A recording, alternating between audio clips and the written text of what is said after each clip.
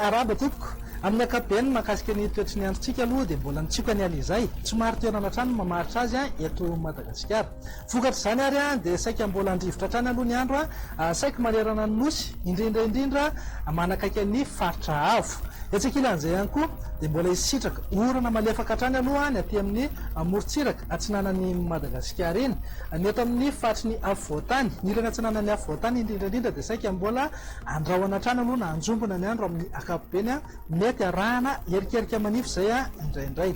Mahakasika ny any an-dranomasina kosa indray dia mila mitandrina aloha zany ny mpampiasa ny ranomasina sy ny mpanjona ny ranomasina raha toa ka hivoaka endrika manomboka aty Taolagnaro ka hatrany Toliara fa misy alin-drano vaventy misy rivotra mahery ihany koa miaraka amin'izay ka dia mety hanonja na ahery be zany ny ranomasina ny amin'ny faritra atsimo Madagasikara iny. Toy izao indray ary ny vinany toetry ny androntsika ho amin'ny rahampitso maraina azo orana malefaka hoy ateo ny aty manodidina ny Sambava, Antalaha, Analanjorofa, ny faritra Atsinanana, Vatovavafito Vonany, Mangoro ary ny ilana atsinanan'ny Vakina Karatra, Morony Mania ary Hotomatsiatra iny. Ny ilana atsinanan'ny afovoantany kosa dia saika andrahoana amin'ny ankapobeny mety hisy herijika ihany isina herikerika manify ny voamaraina avy. Ho antsika any amin'ny manodidina ny nosy be Samborana iny kosa amin'ny ankapobeny aloha dia saika andrahoana ny andro mety arahana orana tandrifindrahona izay indraindray.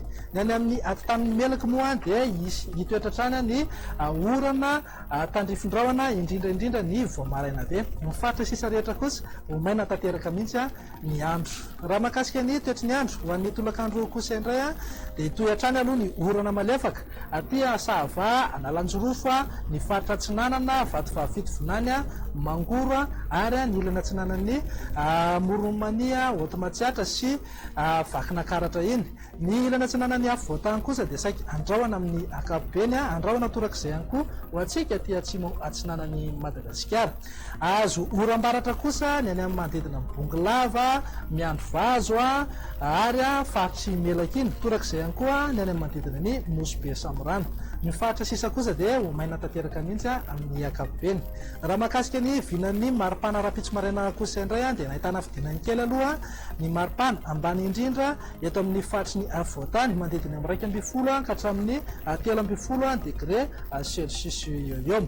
Fa raha ho an'ny tolakandro kosa indray dia misy fidinany araka izany ihany koa ny maripana ambony indrindra aloha eto amin'ny faritry ny afovoantany sy ny amin'iny morontsiraka atsinanan'ny nosy iny eo amin'ny 3.20 ka hatramin'ny 5.20 degré Celsius eo zany eto amin'ny afovoantany.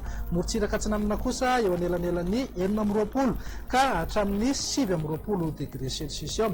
Mafana be kosa ny andro any amin'ny manodidina ny Antsohia, Maheva tanàna ary any Morondava any mananika hatrany amin'ny 5.30 degré Celsius mihitsy. Andrandray jerentsika ny toetry ny andro ho an'ireto firenendehibe ivelan'ny Madagasikara ireto. Andrahoana vitsy aloha ny any Johannesburg raha anorana malefaka zany ho an'ny Nairobi.